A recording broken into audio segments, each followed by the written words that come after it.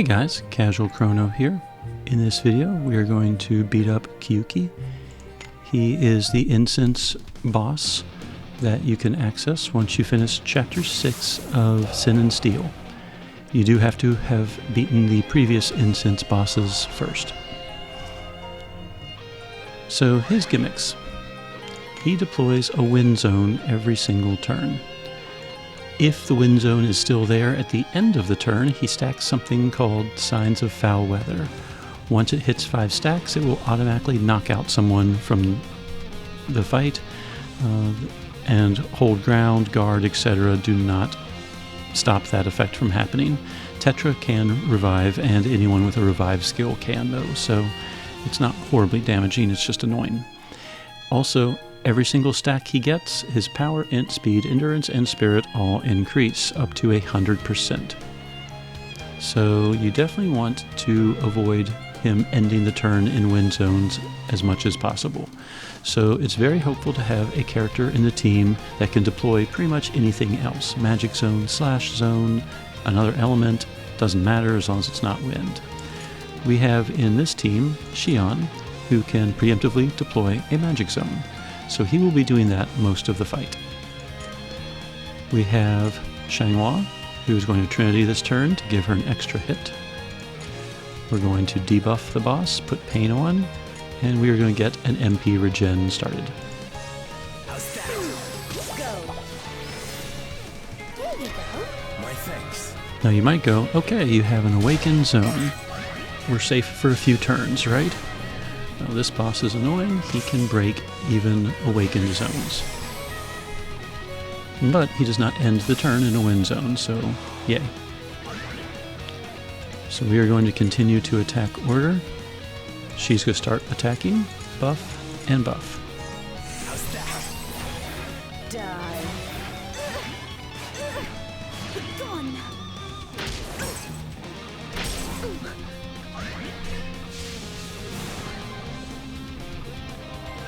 Turn number 3, Xion is going to yet again deploy Magic Zone. She will continue to attack, attack, and attack.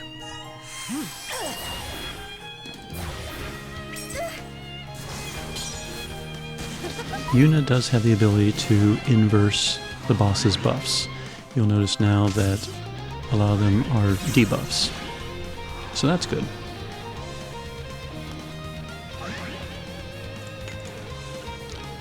At this point, the boss only has 1 stack of Foul Weather. We're going to continue our assault.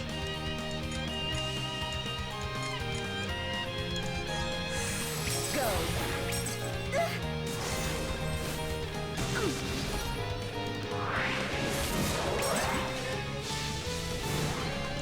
Now that we have pretty much a mostly full AF bar, we're going to use it.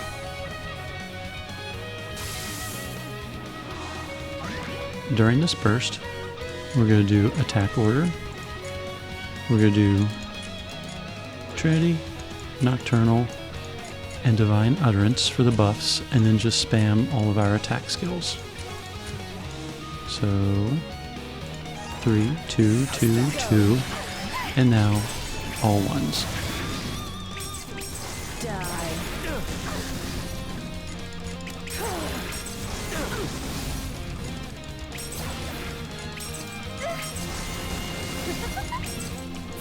The goal, if possible, is to try and knock out his first life.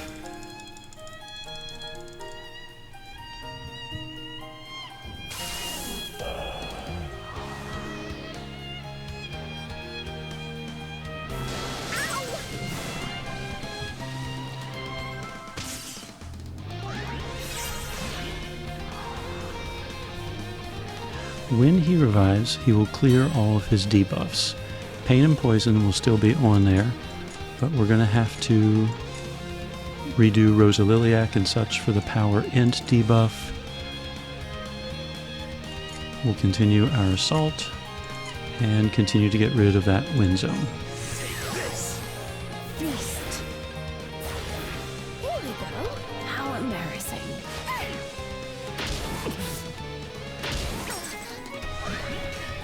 This is kind of one of those slow and steady type of fights if you haven't been able to figure it out.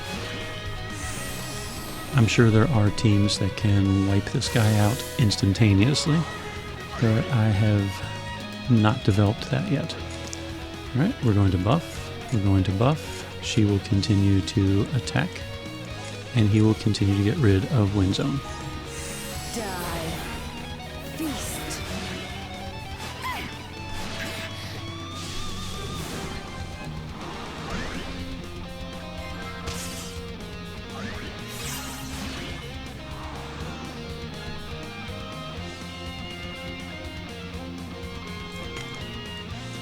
At this point, the boss has 3 stacks of foul weather.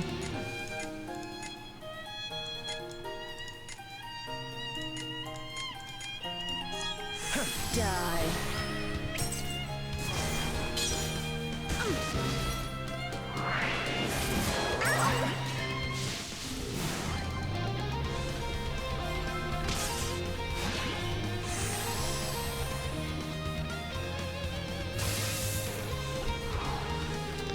We're going to blow the AF bar, and we are going to go ahead and do 3, 1, 3, 3, and then all ones.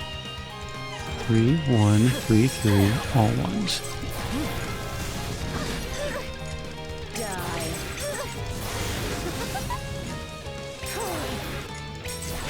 Gone. Go. Die. And Tesseract time.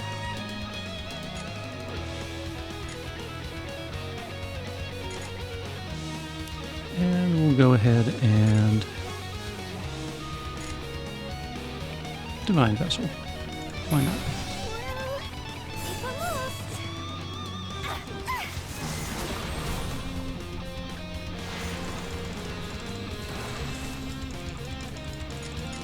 How's that?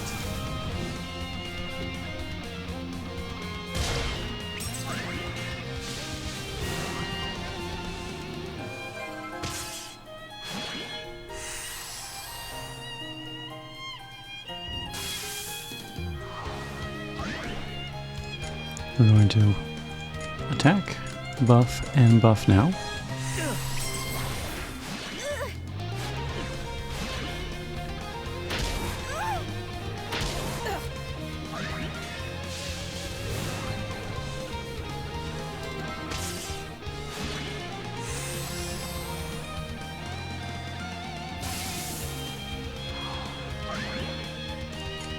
Attack. Well, attack order. Attack. Check our debuffs. Still good, so we will attack with our magic attacks. And try and get that AF gauge up again.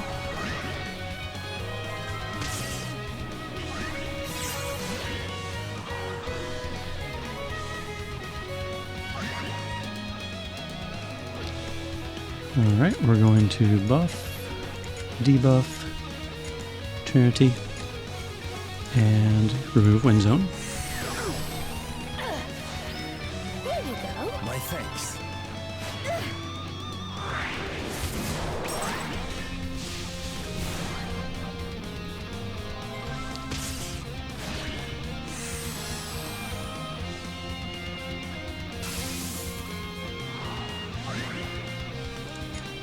Buff, buff, attack, remove Wind Zone. Take this. Pretty much seeing the pattern here. Okay, the enemy is starting to hit pretty hard, so it's time for a buff reversal. So Divine Vessel, Ichor, Horizon, and attack order.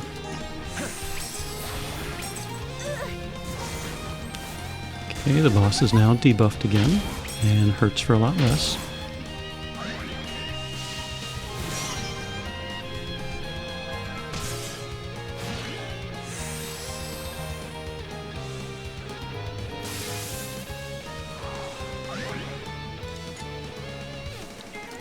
Attack, attack, attack, and remove Wind Zone.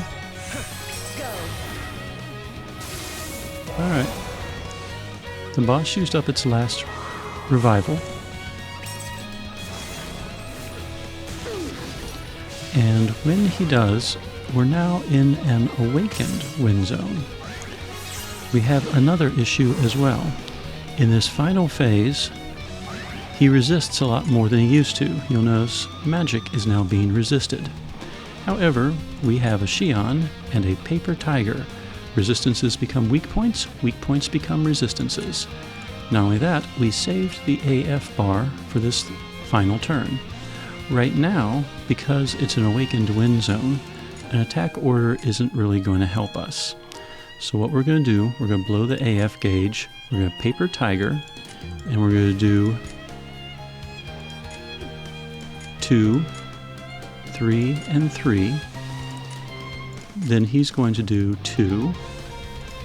She will start spamming Horizon, and we'll try to get in a Nocturnal Procession and a Divine Utterance as well before they start spamming their attacks. So we're going to Paper Tiger right away. Let's just do all 2s actually. Let's just make it simple. So Paper Tiger, 2, 2, 2, and he'll do a 2. She'll hit 1, and we'll try to work in a Rosa Liliac at some point. So 0, 2, 2, 2, 2, and then 1s. Paper Tiger is going to make it so that all the magic attacks are going to be weaknesses. 0, 2, 2, 2.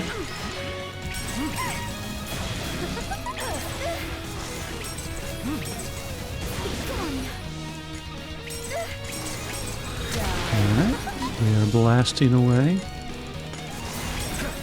Xianghua is hitting damage caps. If we want to have some fun, we can Tesseract and Divine Vessel as well, but as you can see, the boss has already been defeated. Enlightenment is the key to unwavering truth. So despite being in a Wind Zone, because the boss is weak to everything, the team is able just to slice it up.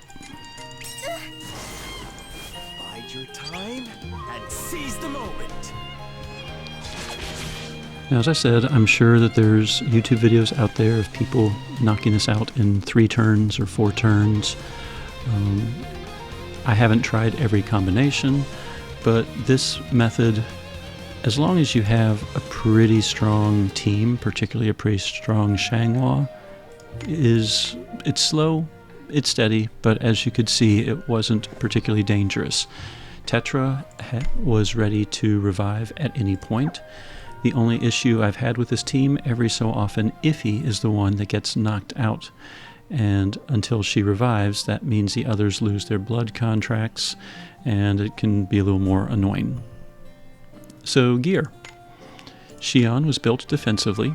He had 7,600 health. He had the 2,000 HP badge. And basically just gear that gave him resistances and stuff like that. His skills, you saw Paper Tiger make the boss weak to everything on the last turn. Illusion Black Dragon, the reason I tried to work it in during that final AF burst as well, whenever any zone is deployed, in this case an awakened Wind Zone, all party members increase damage based on MP value and increases party's weak point damage. Well, the boss was weak to everything, so that meant the entire team was doing massive damage during that AF burst. So that's why I wanted to use Illusion Black Dragon. Otherwise, he was just spamming Suzaku Encirclement because it's 3 attacks and that keeps the AF bar going a little bit longer. So really, those 2, and particularly Attack Order, were the most helpful skills for him. Xianghua, Horizon, and Trinity were used the most. Trinity, in order to get that extra hit. So Horizon was doing 3 hits instead of 2. And then when I felt like it, Tesseract, which is the most helpful when the boss was below 50% health. It also inverts buffs, though I had Yuna to do that for most of the fight. She was equipped with the Elpis Rod, Dryad's Ring, and a plus 50 int badge. She had the power of Pains with Bullseye, Rose with Thorns, and Last Stand. Oh, and she was the first character I got the enhanced, or the ultimate personal Grasta, the one that gives 15 stats to everything, 900 health, and more MP. That's why she's glowing blue right there. Iffy was geared defensively. Purity Staff, the longer the fight went, the less damage she would take. Elpis Ring for health, HP badge, a 1500 one for health, and then 3 Grasta that gave health, along with Light Shadow HP ore for 2 of them. Sound Body Staff was a good choice because it gave the entire team extra health as well. Yuna, also built defensively. She had the Dark Spirit Kakara, which improves physical resistance and non-type attacks. Mujima Ring, the longer the fight went, the less damage she would take. And she did have a Hold Ground at one time badge with 800 additional health. I could give her like a 2000 or 1500 or 1000 health one, but I did like having the Hold Ground, not so much for that insta-kill attack, but just in case one of his other attacks improved. You saw that he did 6,000 to her at one point. So she also had 3 Grasta that all had 300 health and all equipped with the 300 HP ore. So she was sitting unbuffed at 7,500 health. Back row characters, Palm. I happen to have her at 200 light, so she has 4 slots for Grasta. Power Void to help Xianghua, enhance at low HP, and 2 enhance at max HPs. Depending on where Xianghua's health was at, she was usually benefiting from some of those Grasta. And then Helena, Power of Awakening Staff, which really wasn't that helpful for this fight, except technically we were in an awakened zone in the final phase.